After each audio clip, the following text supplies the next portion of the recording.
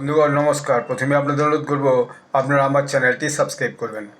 China গত এক সপ্তাহে বলা যায় বেশ একটা বড় রকমের যে সিরিজ অফ এক্সিকিউশনস অর্ডারকে ইমপ্লিমেন্ট করছে, অর্থাৎ মৃত্যুদণ্ডে ঘোষিত করে তাদেরকে সাজা দিয়েছে বেশ কিছু।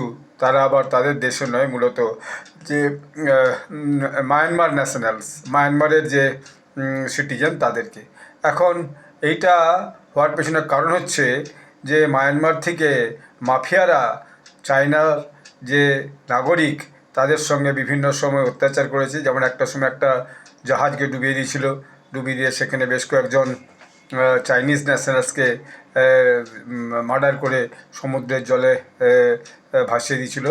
তো যাই হোক, এরকম একটা যে সিন্ডিকেট, যারা মাফিয়া এবং ক্রাইম সিন্ডিকেট, তাদেরকে চায়না ডেথ পেনাল্টি দিয়েছে এবং প্রায় 16 জন মেম্বারকে এই ক্রাইমের এগেনস্টে তাদেরকে হচ্ছে যে পানিশমেন্ট দিয়েছে, হত্যা পানিশমেন্ট দিয়েছে।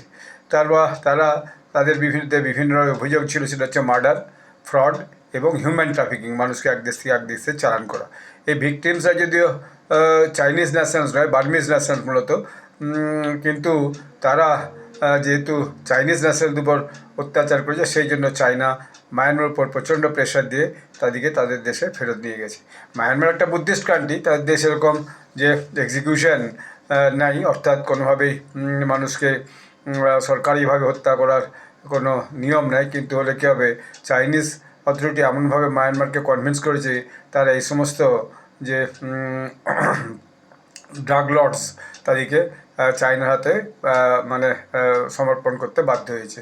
এবং দেখা যাচ্ছে যে এর ফলে যে বিশেষ করে মায়ানমারের যে বাই ইয়ংকাং যে ফ্যামিলি ছিল, সেই ফ্যামিলি ছিল খুব নটোরিয়াস ফ্যামিলি, এবং এরাই সবচেয়ে বড় সিন্ডিকেটটা চালাতো।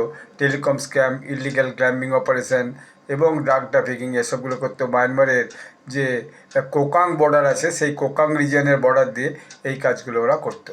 এখন একটা সময় দেখা গেছে কি, এরা 6 জন চাইনিজ সিটিজেনকে তারা হচ্ছে যে মার্ডার করেছিল।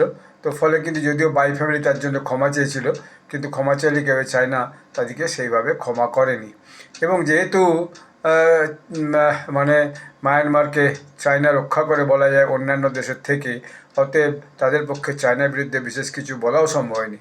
এবং যদিও দেখা গেছে যে 2021 সালে যখন মিলিটারি জুনটা এসে হাজির হয়, তখন তারাও 160 জন প্রায় মানুষকে কিন্তু ডেথ পেনাল্টি দিয়েছিল, যারা পুরো ডেমোক্রেটিক অ্যাক্টিভিস্ট ছিল এবং যারা তাদের বিরুদ্ধে আওয়াজ তুলেছিল। ধন্যবাদ।